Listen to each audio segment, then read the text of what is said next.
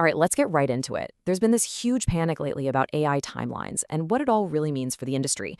I mean, it felt like over just one weekend, Silicon Valley basically lost its faith in AGI, artificial general intelligence. But here's the big question. Does a longer timeline for AGI really mean the AI boom we're seeing is just a bubble? And you've probably seen this question everywhere, right? It feels like every single major publication is running these stories about the AI infrastructure built up being a bubble. And it's just setting this really, really anxious tone for the whole conversation. And listen, the stakes here could not be higher. Get this. According to Harvard economist Jason Furman, a whopping 92% of U.S. GDP growth in the first half of this year came from investment in information processing and software. 92%. So what that means is that AI is essentially propping up the entire economy. So yeah, any sign of weakness, it's going to get a ton of attention. Okay, so first things first. Let's really dig into the fear that's setting the stage for this whole thing.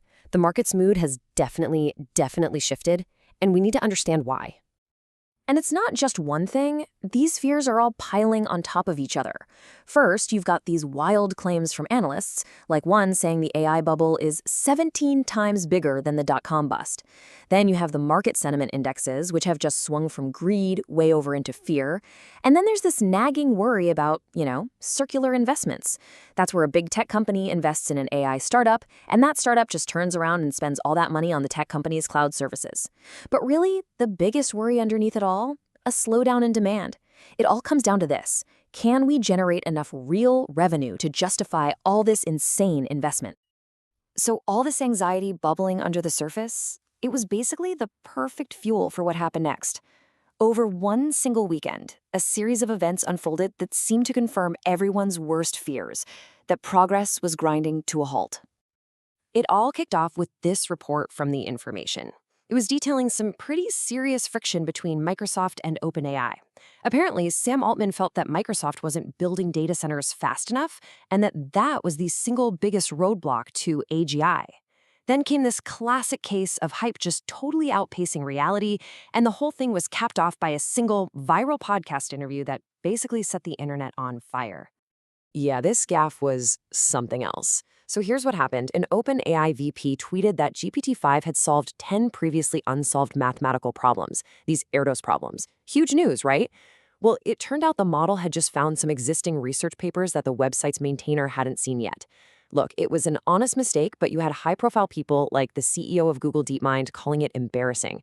It just became this tailor-made example, this perfect symbol for the industry's credibility problem. But honestly, nothing, and I mean nothing, dominated the conversation more than what came next. And it was from OpenAI's own Andre Karpathy, who is, one of the most respected researchers in the entire field.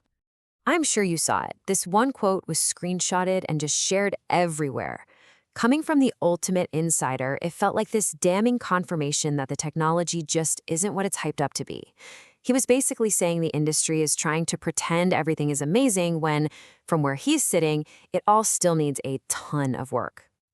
But here's the thing, the crucial context got totally lost in all the noise. Karpathy himself came out and clarified that his view is way more nuanced.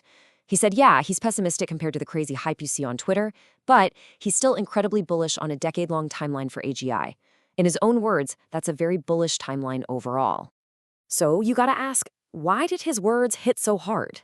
Well, it's because he kind of represents so many different groups at once. People see him as this neutral voice, right? He's not trying to fundraise or sell you a product. He's got this savant reputation for just brilliant, clear thinking. So for some, it felt like this huge narrative reversal, the ultimate insider finally admitting things weren't perfect. And that's how he became a voice for both the skeptical engineers and the frustrated builders who were hitting the limits of this stuff every single day. Okay, and this right here is the crucial point. All this confusion, all this panic, it's happening because we are mixing up two fundamentally different conversations about AI. The conversation Karpathy is having, it is not the same one the business world is having. Not even close. And this really gets to the core of the issue. You see, Karpathy, he lives in the builder AI world. The only metric that matters there is progress towards AGI.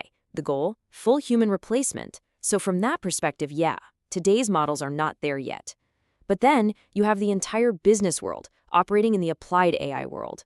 And over there, the metric is ROI. The goal is just automating workflows, and the worldview is, wow, we have more capability than we even know what to do with. So if you're a builder, think about it. Your definition of success is beyond ambitious.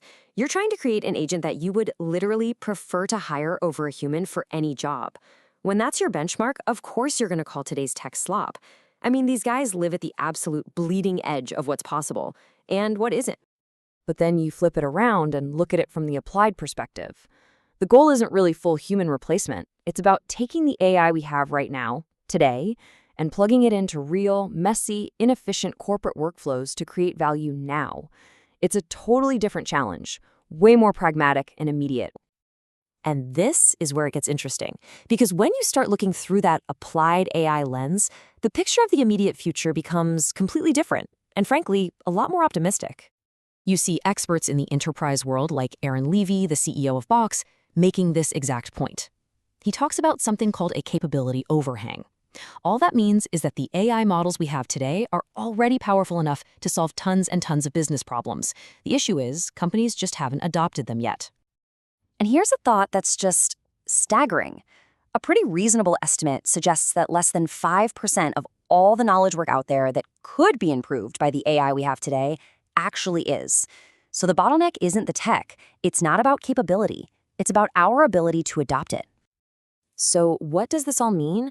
It means the whole debate over AGI timelines is almost irrelevant to the huge wave of demand that's just starting to build for the technology we have right now. Companies are just at the beginning of figuring out how to plug these tools in, and that whole process is going to take years, and it's going to drive massive investment and growth the entire time.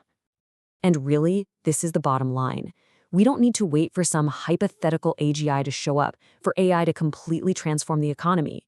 The LLMs, the large language models we have at our fingertips right now, are already more than capable of disrupting trillions, with a T, trillions of dollars of knowledge work.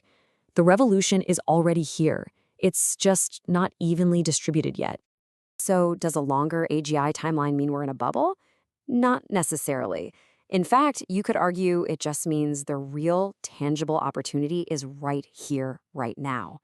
It forces us to shift our focus away from some distant sci-fi future and onto a much more immediate and practical challenge. How fast can we master the absolutely incredible tools we already have?